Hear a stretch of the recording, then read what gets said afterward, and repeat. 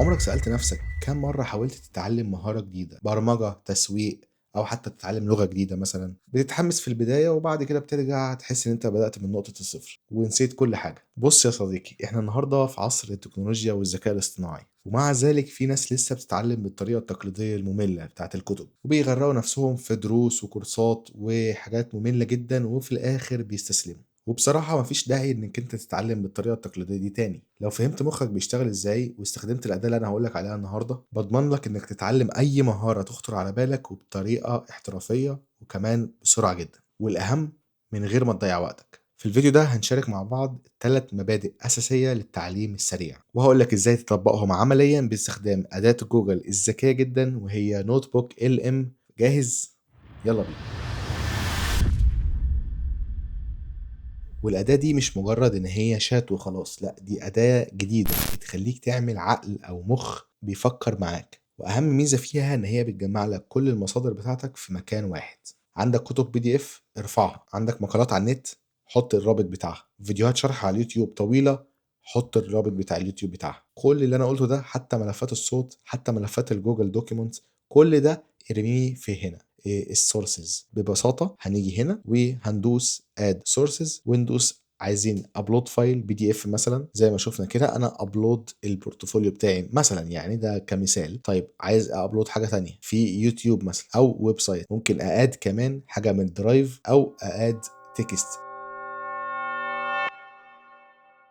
المبدأ الأول والأهم وهو اختبر نفسك. مشكلة التعلم التقليدي إنك أنت بتقرأ وتتفرج وتحفظ المعلومة، وبعد أسبوعين المعلومة بتتبخر. الحل إنك أنت لازم تشغل مخك. بكل بساطة بعد ما ترفع المصادر بتاعتك زي ما قلنا الريسورسز بتاعتك على النوت بوك LM، هتطلب منه إن هو يعمل لك اختبار، وده بقى هيخليك تكتشف النقاط الضعف اللي عندك. وبكده احنا خزنا المعلومة في الذاكرة طويلة المدى. هدوس على كويز هنا في الاستوديو زي ما انتم شايفين، هيبدأ ان هو يعمل جنريشن للكويز او للأسئلة علشان يديها لي. هنا كده بعد ما خلص الكويز اداني 10 أسئلة على الكتاب نفسه. اقدر ان انا اقرا الأسئلة كده واجاوب من هنا، وهو هي في الاخر هيقول لي لا الصح مثلا كذا. لا، هو كمان مدعم طبعا باللغة العربية، بس انت محتاج تكتب له اشرح لي مثلا بالعربي او اشرح لي الكلام ده بالعربي، هيكتب لك باللغة العربية جدا عادي جدا.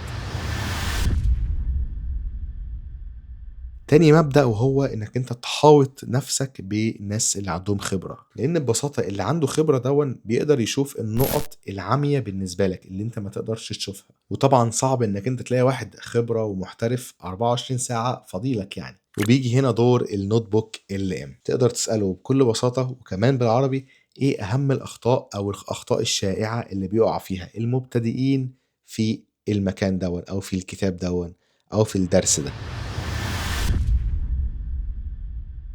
المبدأ الثالث وده السر اللي بيختصر عليك سنين كتير، وهي قاعدة 80-20. ودي بتقول إن 20% من المادة التعليمية بتديك 80% نتيجة. يعني لو اتعلمت مثلا 20% من كلمات لغة جديدة، هتفهم 80% من المحادثات بتاعت اللغة دي. ولو اتعلمت مثلا 20% من البرمجة، هتحل 80% من مشاكل البرمجة. فبدل ما تضيع وقتك في انك انت تقرا كتاب مثلا من الجلدة للجلدة، انت ممكن تروح على النوت بوك LM، كتاب 300 صفحة، طلع لي منه اهم النقاط كلها، اللي هو اديني 20% من الكتاب ده. والأداة هتقولك هتركز على ايه وهتسيب ايه، ويبقى كده انت وفرت 80% من وقتك ومجهودك. في النهاية يا صديقي، الأدوات دي موجودة لينا علشان تكون قوة خارقة نقدر ان احنا نستخدمها في التعلم ومعرفة اكتر. والبرنامج بكل بساطة قايم على انك هترفع شوية مصادر، اختبر نفسك وطبق عليها، هتعرف اخطائك وتاخد خبرة، وكمان هتركز على 20% الاهم في الموضوع كله. لو ركزت على الخطوات اللي احنا قلناها والثلاث مبادئ اللي احنا اتكلمنا عليهم النهاردة، اوعدك انك هتتعلم اي حاجة بسرعة جدا. لو استفدت من الفيديو ما تنساش اللايك والسبسكرايب. سلام عليكم.